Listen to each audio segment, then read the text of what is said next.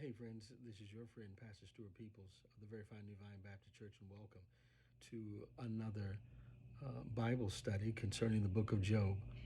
This book, more than any other book, challenges us to the core of our humanity. It is about why the good suffer. Why does God allow suffering? And then the elephants in the room. Why in the world is God even working with whom should be our enemy? Why is there a wager taken concerning our faith? We have talked about Job's character already. It is clear from the beginning that he is a man who is perfect and upright, a man who fears God and eschews evil.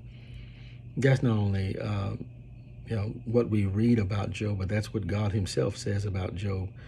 Job is such an amazing man, a man of God, a family man, a community man, a businessman, a man of his word, a man of character. He is such an outstanding believer that he is highlighted by God himself to Satan. And Satan questions Job's motives, questions why Job does what he does, even dares God to remove his protection from Job, and Job will turn on God. And God, for his own reasons, takes him up on that. We have looked at that in a brief way, but that's something to think about. The Satan, Lucifer, the Lord of the Flies, the father of lies. Why is he in conversation at all with our Father? The havoc that he made in heaven concerning God's angels, the havoc that he made in the Garden of Eden, and now here in the Garden of Eden, and now here in the life of Job in the land of Uz, he rises again. And for God's own reasons, he is allowed to tempt Job, to test Job, to try Job, to put Job absolutely through it. And, the Satan, what he did was evil.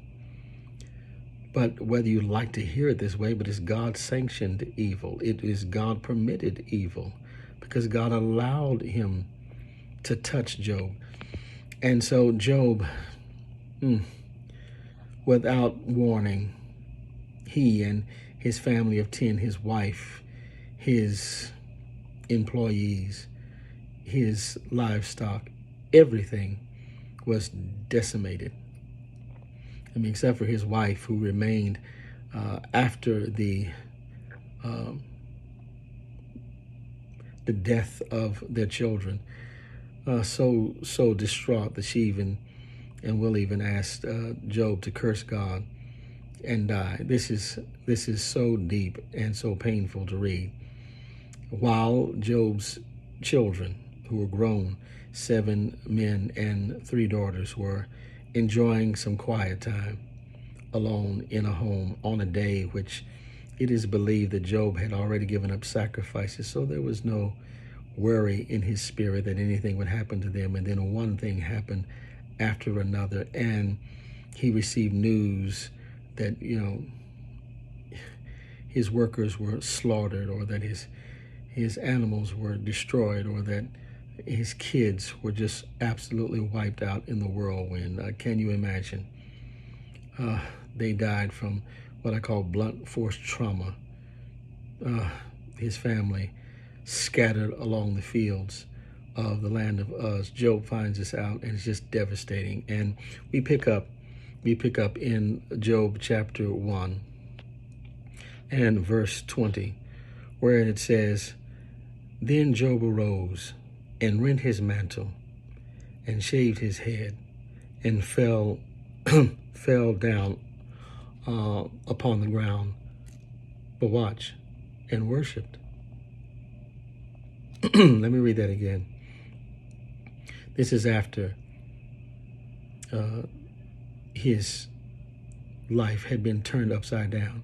It says in verse 20 of chapter 1, read that if you will. "Then Job arose and rent his mantle and shaved his head and fell down upon the ground and worshipped." I mean, after the loss of his beloved children and all his sources of wealth, he fell to the ground in submission and humility and worshiped. I mean, in addition to the emotional blow of losing all of his children one day was the loss of his posterity. I mean, this man lost it all in one day. From 1 minute to the next, he was wiped out emotionally, financially, everything. And with the actual loss went the subtle loss of his high position in his community, because people began to wonder, as you will see through his friends, why in the world did all of this happen to him? And the adversary had done his work well. He was allowed to do this, the Satan, and he did just that. He wickedly had his way. I wonder how God felt. I wonder how God felt watching his faithful servant Job, who had no idea what was going on, experience all of this. We think about what Job felt. We kind of have an idea of what the Satan felt, some satisfaction. But what about God?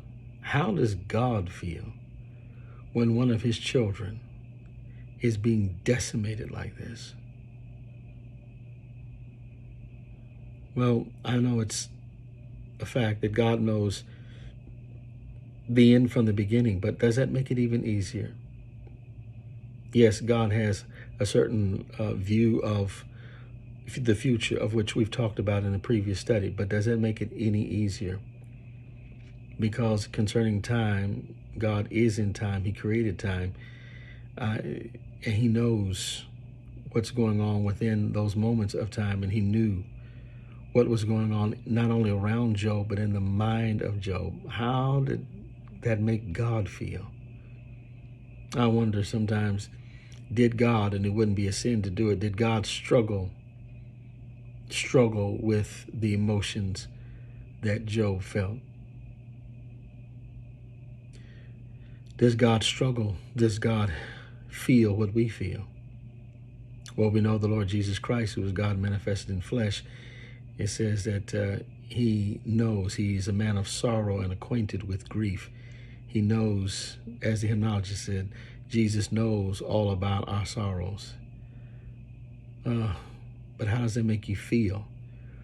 Knowing them is one thing. Feeling them is another. How does God feel when you and I are down and in despair? How does God feel when we're in grief and shock? When we literally cannot believe that our children have left us, and it's so abnormal for our children to die before we do. Parents have no business burying their kids. How does God feel? Somebody asked the question, where was God when my child died? The answer came, the same place when his child died, the Lord Jesus Christ. And how does it make God feel? Well, we know how Job felt. And in verse 21, it says, naked came I out of my mother's womb, and naked shall I return thither. The Lord gave, and the Lord hath taken away. Blessed be the name of the Lord. This highlights, I don't know about you, this highlights why he was above other people. He was almost gifted in his faithfulness. Could you say that? Could you lose it all and fall on the ground? I could see us falling on the ground in tears, in sorrow, in grief, in shock. But the next thing to do is worship. Let's pause here. Don't put yourself down if you haven't reached this place where you can worship. This takes time to worship God right after something like this. This takes a stellar, mature kind of person to do something like this. I mean, to worship right after your 10 children are killed, and you worship God. and you put it so simplistically in your theology. It's deep, but it's simplistic. The Lord giveth, and the Lord taketh away, which means he knew where his help came from. God was not just a resource, God was his source. And so he knows, in a sense, that his children did not just come from him, they came through him and his wife from God. And so he makes God the creator in context in his admission by saying, the Lord giveth and the Lord taketh away. Evidently, he knew, which is the reason why he led the kind of life he led. He knew that that all of his help, all of his sustenance, all of his being, it all came from the Lord. It's a powerful realization that takes time to get to. Everyone can't reach this point in life. And I want you to know that if you are struggling with so many things that look like they have been taken from you through this pandemic, your health, your relationships, your emotions, your job, and you're wondering what has happened. Well, you're not the only one, obviously, but you're still one, and you're hurting, and you're wondering, where is God, and what about this, that, and the other? And then if you've lost children, if you lost a loved one, it's even worse. So ease up on yourself. If you're not there yet, we'll be praying for you. Job is an extraordinary example of what people can be to a degree, but not where all of us are at. So it kind of puts your faithfulness in context, does it not? If you thought you were very faithful, if you thought you were very trustworthy concerning God, well, try it in the context of what Job experienced. Are you like this? Could you be like this? It ought to give you an indication of where you are in your journey. I don't know about you, but I've got a lot of growing to do, because I will admit and be transparent. I don't know if I could do all that Job did and say all that Job said. I could possibly get there, but I'd have to have some divine help, because I could not do it on my own. And here's Job praising. Who praises in this kind of pain? Oh, this takes time. We have to go through the grieving process with our loved ones, the 5 stages and the 5 feelings, at least 5, that sometimes intertwine. I mean, anger, denial, acceptance, I mean, you name it. And Job reaches it within seconds. And he says, and said, naked came I out of my mother's womb, and naked shall I return thither. The Lord gave, and the Lord hath taken away. Blessed be the name of the Lord. It is a remarkable statement for anyone to make. And you have to ask yourself, ask your family if they're in the room, what would you have done? What would you have said? That's the way you kind of try your faith. After all, in this pandemic, in these days when time is filled with swift transition, could you come to that conclusion? That's why we have to stay, as I always say, prayed up, empowered, because you never know. With this second wave, I'm not trying to scare you. I'm trying to inform you. If it happened then, it could happen now. And unbeknownst to you as to why it could be, because you never know, brothers and sisters. You never know what you're going through, or should I say, you never know why you're going through what you're going through. Could it be that on the other side of existence, behind the divine curtain, there could be a conversation, or there could be some discussion about whether or not you should be considered to be tried in your faith? Nevertheless, many a people have cursed God and died. Cursed God and died because of feeling these experiences, having these experiences. Lots of people have given up their faith because they've gone through this. I'm hoping that you understand that we're all with you in whatever you're going through tonight, that we're all in this together. If you hurt, we hurt, and that you're not alone. And as the hymnologist said, it sounds easy, but it is true. I guess we'll understand it better by and by. But let's continue, shall we? And it says in verse 22, in all this Job sinned not, nor charged God foolishly. What does that mean? That means Satan failed. Write that down. Satan failed. In spite of his tremendous losses and legitimate grief, Job did not impute anything wrong to God, much less curse him to his face. This does not mean that Job understood why all things happened to him, but he did recognize God's sovereign rights over his creation. We talked about that a little bit in the last lesson. We must then continue to love God.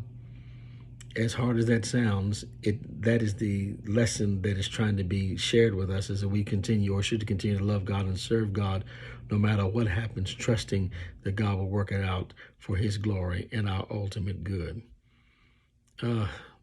That's tough. Try to do my best in service. Try to do the best I can. And some of you are doing that right now, the very best you can. You are burning the candle at both ends. You're trying to make ends meet. And you don't know where your next meal, some of you, is coming from legitimately. You have an idea, but give it another month. You never know. This government is messed up. This world is messed up. And yet the challenge is that whatever happens to you, if you cannot trace God's hand, can you trust God's heart? The heart that you gave your life to, the heart that you sacrificed yourself to, the heart of God. Can you do that? It is extremely challenging because in a real sense, you're disturbed by God in this. Why, God, do we have to prove anything to Satan? You're God.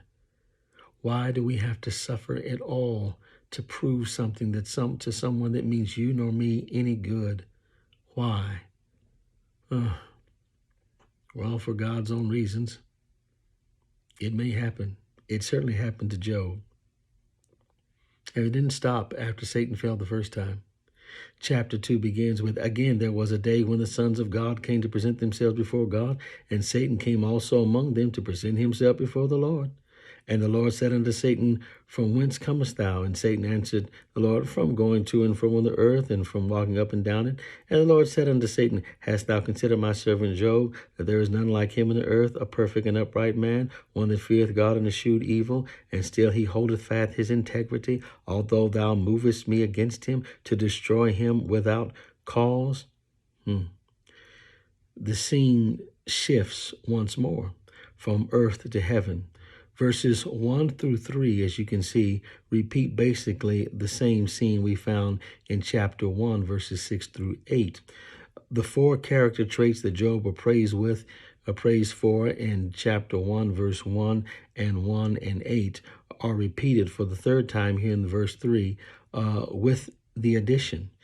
And still he holdeth fast his integrity, although thou movest me against him to destroy him without cause. You see, both Satan and God acknowledge that Job has steadfastly maintained his integrity under the most adverse circumstances.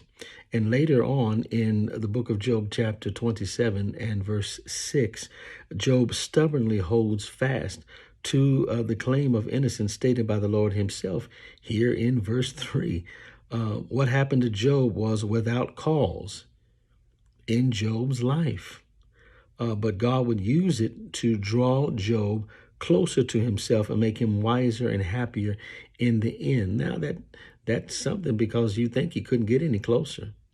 You think the Job could not. That's the reason why he was held in such high esteem, was he not? Because you thought he was as close as you can possibly get. And yet God's going to use the mess as a message that he can get even closer, I suppose. And so here we have it. Clearly, much suffering in this world is a result of sin. Yes, that's right. But not all suffering falls in that category, as in Job's place. And what we want you to know is that sometimes, although sin is the cause for our sinful thinking and stinking thinking and all that, sometimes it's the cause for our problems, our situations, our sufferings. Here we have a situation where Job was not at fault. And that's why we have to be careful about how we judge other people, Please, whatever you do, don't judge someone's story by the chapter that you walked in on. You don't know what happened in chapter 1. You don't know what happened in all the verses of their lives. And so, since you don't know, you can't draw conclusions. Be careful how you judge other people in your family, in your church, in the world. You have no idea. And in many cases, if you didn't know their options, you shouldn't judge their choices. But here, Job really had no choice. He was without guilt in this situation. What happened to Job was without cause in Job's life, but God would use it to draw him closer. Now let me pause here. As unfair as it sounds, how many of you have found yourself drawing closer to God after that? Now, let's be real. There are times when I have pushed back from God because I did not like what God allowed or what God caused. I didn't do anything to deserve some of the treatment that I've experienced in my life. And you can say the same thing. Sometimes we are the innocent ones.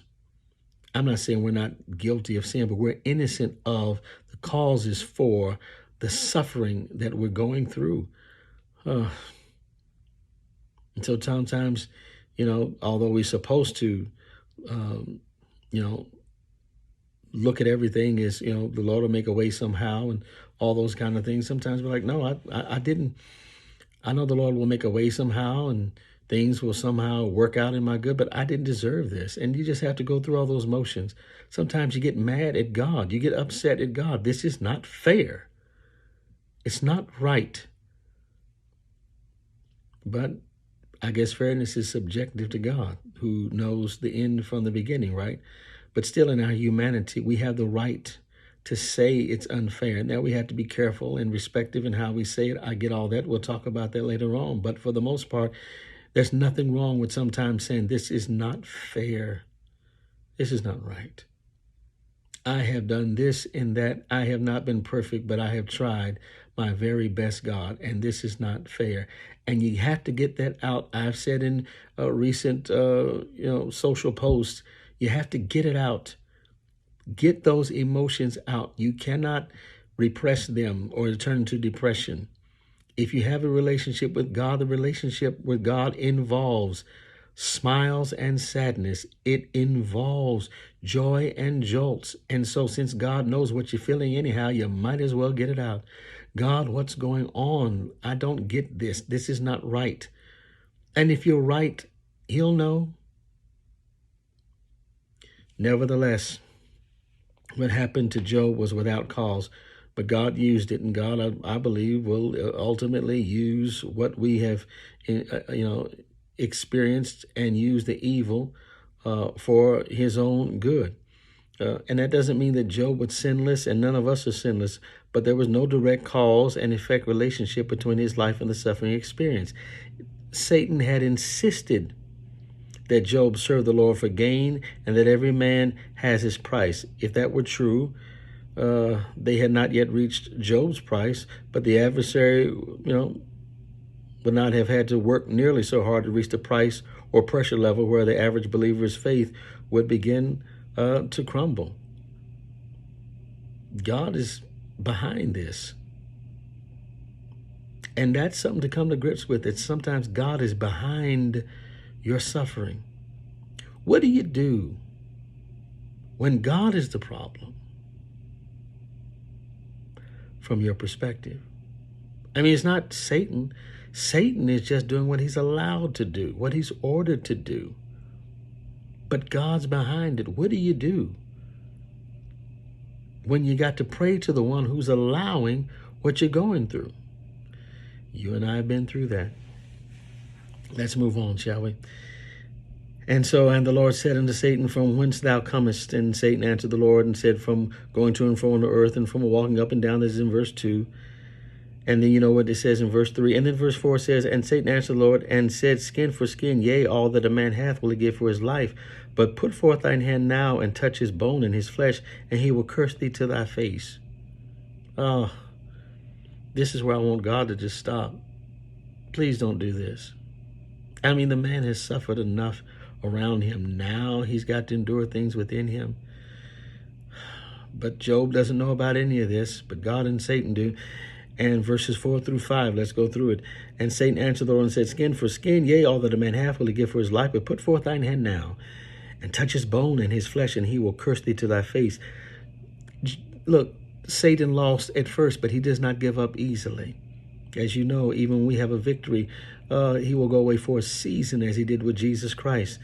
So we can have victories, but they're only temporary. There is still a battle that has to go on, because this is spiritual warfare. So expect it. Don't let down your guard. Rejoice, but don't let down your guard. You won today. He'll be back tomorrow. Because if you're the Lord's child, you're on Satan's most wanted list. And in this case, he's coming back. And he again denies what God affirms. His second accusation against Job was even more insidious than the first. Write that down. And the ancient proverb, skin for skin, simply seems to imply that when you come right down to it, man is so selfish and so self-centered, he will always sacrifice someone else's skin to save his own, even his own family. Oh, listen to that. All that a man hath, he will give for his life. The adversary says that anyone who would give up all his possessions to save his life, that's no big thing for Job to do. Listen to that. And then he further implies that Job's pious responses to the losses, as in chapter 1, verses 20 through 22, was a faked act, fake news, to stop the attacks while he still had his life and good health. In other words, Job shrewdly said that God wanted what God wanted to hear, but what Satan is saying, but he wasn't sincere. Satan again assumes everyone is like he is. That's just like him, right? And in all too many cases, he is right. Touch his bone and his flesh. Touch his bone and his flesh, and he will curse thee to thy face. So, brothers and sisters, the hedge of protection had been removed from Job's family and possessions before, yes.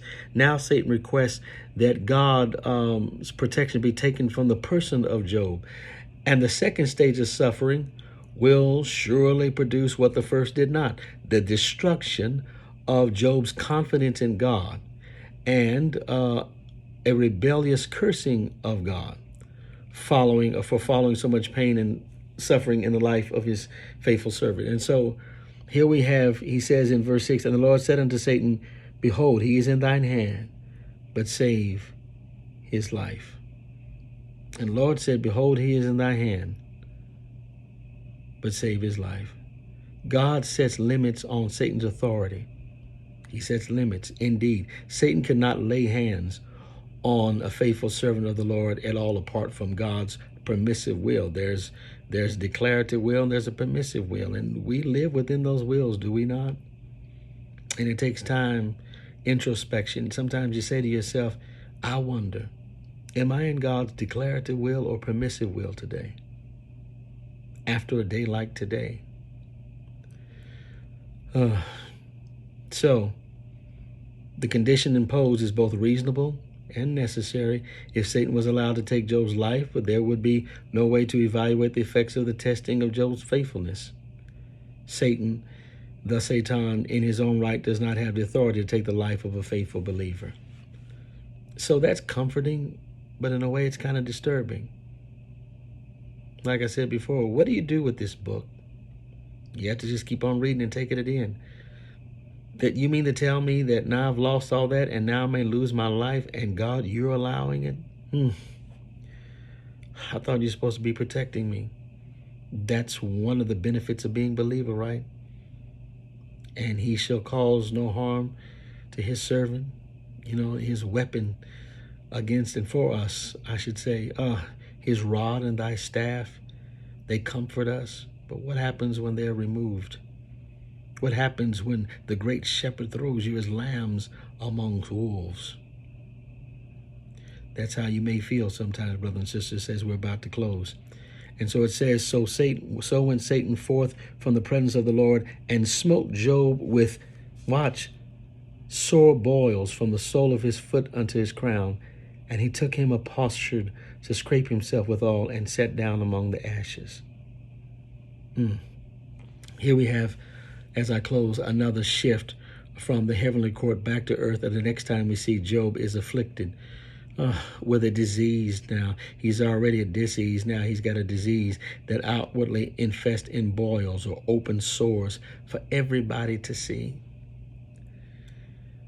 Much has been written about the nature of Job's sickness, and guesses range from leprosy to elephantitis to simple boils, but it's not necessary really to identify the sickness to get the message.